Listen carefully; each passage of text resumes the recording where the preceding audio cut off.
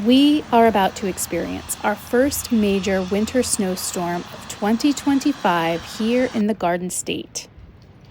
Now, New Jersey is considered a humid subtropical climate, which means that the winters are cool and the summers are warm, with an average year-round temperature of about 55 degrees. We also get around 27 inches of snowfall per year, though I will be honest, in recent years, it feels like a lot less than that. And believe it or not, in this tiny state, the climate can vary drastically from one end of the state to the other. For example, in the northwest region of New Jersey, where you have a lot of mountainous terrain, it can be cooler.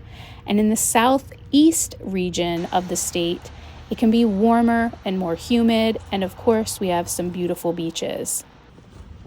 We experience all 4 seasons here in the Garden State, hence why it's called the Garden State.